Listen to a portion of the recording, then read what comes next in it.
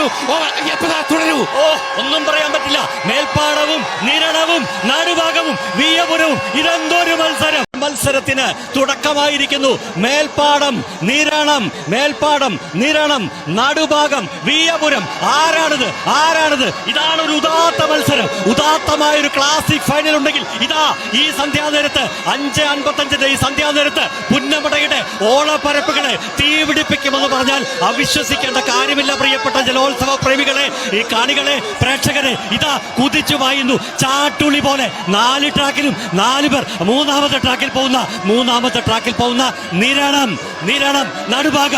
നടുഭാഗമാണ് മുന്നിൽ. മൂന്നാമത്തെ ട്രാക്കിലെ നടുഭാഗമാണ് മുന്നിൽ നിന്നാണ് ഈ കാഴ്ചയിൽ മനസ്സിലാവുന്നത്. പക്ഷേ ഏത് നിമിഷം വേണമെങ്കിലും മാറി മറിയാം. ഇത് ആത്യന്തിക ഫൈനൽ. തീർച്ചയായും 4 മിനിറ്റ് 20 വന്ന നടുഭാഗം തന്നെ ലീഡ് ചെയ്യുന്നൊരു കാഴ്ച. എന്നാൽ പള്ളാത്തുരുത്തിക്ക് ഇത് മരണ പോരാട്ടമാണ്. 60 ദിവസങ്ങൾ കഠിന പരിശീലനത്തിൽ വന്ന പള്ളാത്തുരുത്തി മേൽപ്പാടം ചുണ്ടന്റെ ചിറകിലേറി ഈ നടുഭാഗത്തെ പിടിച്ചു കെട്ടുമോ, നിരണത്തെ പിടിച്ചു കെട്ടുമോ, അതോ ഈ 3 വള്ളങ്ങളെ പരാജയപ്പെടുത്തി വില്ലേജ് ബോട്ട് ക്ലബ് കൈനകരി ഏതാണ്ട് 35 വർഷങ്ങൾക്ക് ശേഷം നെഹ്റു ട്രോഫി 38 വർഷങ്ങൾക്ക് ശേഷം നേടുമോ എന്നറിയാൻ കാത്തിരിക്കുകയാണ്. മേൽപ്പാടം പള്ളാത്തുരുത്തി നമ്മുടെ ചെറമുറിയിലേക്ക് വള്ളങ്ങൾ എത്തിയിട്ടില്ല.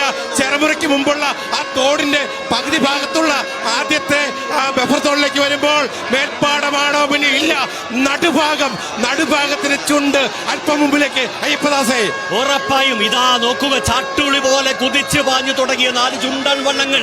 ആ ചുണ്ടൻ വള്ളങ്ങളിലേറിയ 100-ലേറെ വരുന്ന വീയപുരം ഇതാ മുന്നോട്ട് പോകുന്നു എന്ന മനോഹര കാഴ്ച. ഇതാ മേൽപ്പാടമാണോ ഒന്നാമത്? മേൽപ്പാടമാണോ PBC പള്ളാതുരുത്തി ബോട്ട് ക്ലബിന്റെ മേൽപ്പാടമാണോ, അതോ നിരണമാണോ, നടുഭാഗമാണോ, വീയപുരമാണോ? സെക്കൻഡുകൾക്കകം നമുക്കറിയാം. അതാ നോക്കൂ, വെള്ളത്തുള്ളികളെ തട്ടിത്തെറിപ്പിച്ച് കുഞ്ഞോളങ്ങളെ ആരംഭിടിപ്പിച്ച് ഒപ്പത്തിനൊപ്പം ഒരടിക്ക് 1.5 ഇല്ല, ഒപ്പത്തിനൊപ്പം. ഇതാ നോക്കൂ, അടുത്ത സെക്കൻഡുകളിൽ നമുക്കറിയാം ആരാണ് 2025 നെഹ്റു ട്രോഫി ചാമ്പ്യന്മാർ. തീർച്ചയായും മേൽപ്പാടത്തിന് പ്രസ്റ്റീജ് മത്സരമാണ്, നടുഭാഗത്തിന് പ്രസ്റ്റീജ് മത്സരമാണ്. പത്തനംതിട്ട ജില്ലക്കാരുടെ നിരണമേ ഒന്നുണരുക. ഈ 3 വള്ളങ്ങളെ പരാജയപ്പെടുത്തി പത്തനംതിട്ട ജില്ലയിലേക്ക് നിനക്ക് കൊണ്ടുപോകണ്ടേ? ചെറമുറിയിലേക്ക് വള്ളമെത്തുന്നു. അയ്യപ്പദാസേ, ഇനി 1.5 മിനിറ്റിനുള്ളിൽ ഈ മത്സരം അവസാനിക്കും. മേൽപ്പാടമാണോ പള്ളാത്തുരുത്തി? കോശി 3 വൈക്കലിന് ഹാട്രിക്, രാജു വടക്കത്തിന് ഹാട്രിക് തകർക്കപ്പെടുമോ? ഞാൻ ചോദിക്കട്ടെ, വീയപുരമേ ആ കണക്കങ്ങ് തീർക്കാതെ മടങ്ങാനാകുമോ?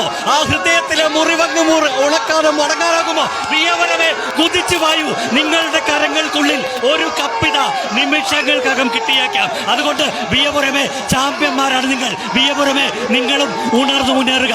നിരണം, മേൽപ്പാടം, നടുഭാഗം, വീയപുരം. മേൽപ്പാടം തന്നെ അല്പം ലീഡിലേക്ക് കുതിക്കുന്ന കാഴ്ച.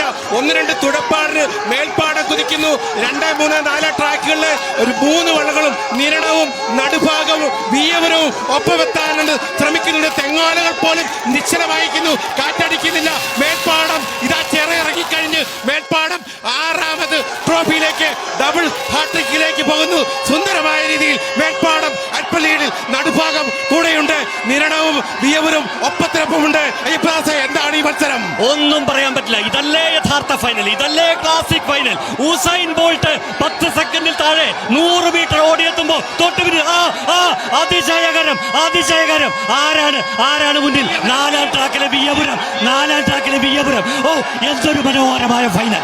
ഇതാ 4ാം ട്രാക്കിലെ വീയപുരം കഴിഞ്ഞ വർഷത്തെ പരാജയത്തിന് കണക്ക് തീർത്തുകൊണ്ട് പള്ളാത്തുരുത്തിയെ അടിച്ചു പറിക്കാൻ പോകുന്നു. ഇതാ പള്ളാത്തുരുത്തി ഒപ്പമെത്താൻ ശ്രമിക്കുന്നു. വീയപുരം ശ്രമിക്കുന്നു. പള്ളാത്തുരുത്തി നിരടത്തേക്കാൾ 3-4 ആളുകൾ ഫിനിഷ് ടച്ചിലേക്ക് ശർമ്മ കൊടുക്കുന്നു. തുടരൂ. ഒന്നും പറയാൻ പറ്റില്ല.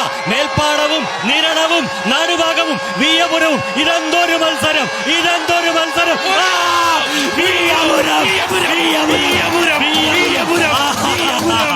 എന്തൊരു അതിശയകരമായ മത്സരമാണിത്. വീയപുരം ആ കണക്ക് തീർക്കുന്നു. 2020 മുതൽ പറഞ്ഞു വീയപുരത്തിന് കണക്കുണ്ടെന്ന്.